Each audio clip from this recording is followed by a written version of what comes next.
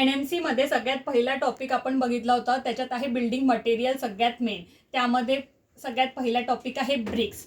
त्यामध्ये पण ब्रिक्सचे काय काय कंटेंट विचारणार आहे ते आपण बघितलं होतं, ज्यामध्ये आहे साईज सगळ्यात पहिला कंटेंट आहे. ठीक आहे. आणि आपल्याला माहिती आहे ब्रिक्स कशी राहते, रेड कलरची, म्हणून मी that's why we are using the red colour.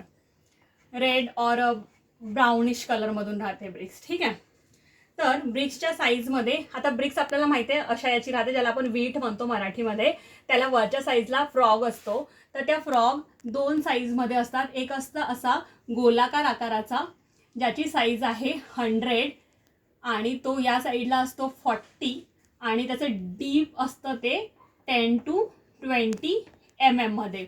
आणि एक दुसऱ्या साईजमध्ये असतो तो असं रेक्टँग्युलर साईजमध्ये असतो आणि त्या रेक्टँग्युलर साईजचा डायमेन्शन असतात 100 आणि या साईडला असतो तो 60 आणि डीप त्याचं सेम असते 10 to 20 mm मध्ये. ठीक आहे. आणि आता ब्रिक्सचे मेन साईज जे आपण बघायचे आहे त्याला आहे सगळ्यात मेन स्टँडर्ड साईज, और त्यालाच आपण पुन्हा म्हणतो काय, मॉड्युलर साईज. पहिला काय आहे, स्टँडर्ड और मॉड्युलर. SN सलमान खान पण आपण त्याला असं म्हणू शकतो, किंवा S आणि त्याला M. याची ट्रिक्स आहे, सलमान खान लक्षात ठेवायचं.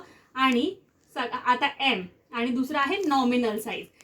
एक आहे स्टँडर्ड और मॉड्युलर आणि दुसरं आहे नॉमिनल. तर याच्या ट्रिक्स कशी लक्षात ठेवायची, M पहिले येते, N नंतर येतो. तर M पहिले येते म्हणून त्याचं येते 19 पहिले येते आणि M नंतर N येते म्हणून इथे काय 20. तर हे येतं 19 × 9 × 9 आणि हा येतो 20 × 10 × 10 आणि ह्याचं काय आहे हे सेंटीमीटरमध्ये. म्हणजे याची साईज जसं आता आपल्याला बघायची असेल, जसं आहे आता स्टँडर्ड और मॉड्युलर साईज, तर याच्या साईजमध्ये 19 × 9 ही डेप्थ आणि त्याची हाईट पण 9. आणि जेव्हा त्याला मोर्टरमध्ये लावतो आपण, तर म्हणजे 1 mm त्याचं काय इथे ॲड होते, मोर्टर ॲड होते, म्हणून इथे 19चं होते 20 मग आणि असं. आणि बेसिकली जर आपल्याला बघायचं असेल तर याच्या साईज कशा लक्षात ठेवायच्या, जसं आता याचं आपल्याला लेंथ, ही जी लेंथ आहे ती कशी आहे लक्षात ठेवायची. L काय आहे, 2 टाइम त्याचा D आहे प्लस थिकनेस जे मोर्टरचे येते जी की 1. म्हणजे आता समज आपल्याला 19 काढायचं आहे, तो काय आहे 2 × 9 + 1. ठीक आहे, कळलं. आणि हे असं काय आहे, कारण जेव्हा आपण ह्या दोन विटा एकावर एक लावतो आणि दुसऱ्या साईजला जर आपल्याला सेम वीट लावायची असेल, त्याची हाईट घ्यायची असेल, तर ती या टाईपला आली पाहिजे. त्यामुळे ते असं दिलेलं असतं. कळलं तुम्हाला. कारण बघा, जर ही वीट आहे या साईडला लावली ती याचं काय आहे 9, हे झालं 9, किती झालं 9 × 9 = 18 आणि त्याचा जो मोर्टरचा साईज येतो तो आहे 1 mm. तर त्या सेम जी आहे इथे पण किती आलं पाहिजे 19, म्हणजे इथे एक दुसरी वीट मावली पाहिजे आणि असा ब्रिक्सची वॉल तयार झाली पाहिजे, किंवा कोणत्या पण कन्स्ट्रक्शनसाठी मग तसे ती यूज करण्यात आली पाहिजे, म्हणून हा असा साईज दिला जातो. आता आपल्याला कळण्यात आलं मॉड्युलर साईज आणि नॉमिनल साईज अशा टाईपचे असतात त्यामध्ये. आणि हे तर आता नवीन पद्धतीने करण्यात आले. पहिलेच्या काळात काय होतं, तर एक कोणता होता, एक पुन्हा ट्रेडिशनल साईज पण होता. ट्रेडिशनल और त्याला काय म्हणतो आपण, ट्रेडिशनल. आता हा स्टँडर्ड साईज आहे, तो काय होता नॉन स्टँडर्ड साईज. त्याला काय म्हणायचं, नॉन स्टँडर्ड, ट्रेडिशनल और कंट्रीच्या साईडला पहिले बनण्यात येत होतं, म्हणून त्याला कंट्री साईज पण म्हणायचे. तर तो काय आहे 230 × 114 × 76 सेंटीमीटरमध्ये. आणि याला MM मध्ये तुम्हाला माहिती आहे 23 × 11.4 × 7.6 mm मध्ये. ठीक आहे. बट ह्या झाल्या आपल्या सेंटीमीटरमध्ये. बट आपल्याला माहिती आहे जेव्हा आपण कन्स्ट्रक्शनचं काम करतो त्या टाइमला थोडी ना आपण सेंटीमीटर, जर एखाद्या मिस्त्र्याला आपण म्हटलं की सेंटीमीटरमध्ये वीट आहे तर त्याला ते कळणार नाही. तर आपल्या कन्व्हर्सेशनची जी लँग्वेज आहे ती काय आहे, आपण इंचमध्ये वापरण्यात येते. कन्व्हर्सेशनची जी लँग्वेज आहे ती कशात आहे, इंचमध्ये आहे. तर कन्व्हर्सेशनमध्ये आपल्याला माहिती आहे 1 इंच जे आहे, 1 इंच किती होतो, 1 इंच = 2.54 सेंटीमीटर. 1 इंच किती होते 2.54 सेंटीमीटरमध्ये.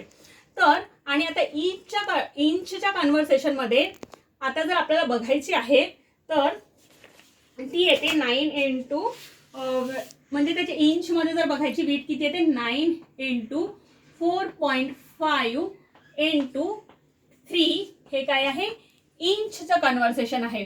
आणि याला लक्षात ठेवायची एक ट्रिक आहे 9 ला 2 ने डिवाइड केलं तर किती येते 4.5 आणि 4.5 ला जेव्हा आपण 1.5 ने डिवाइड केलं तर पुन्हा किती येते 3 येते. तर हे याला कसं करायचं आहे लक्षात ठेवण्याचं याचं हे आहे. तर आता ह्या झाल्या याच्या बेसिक. आणि जर याचं आता एखाद्याला वेट म्हणजे एका वीटचं वेट वगैरे विचारलं ते किती आहे 3 to 3.5 kg मध्ये. ठीक आहे 3.5 kg मध्ये येते. ठीक आहे.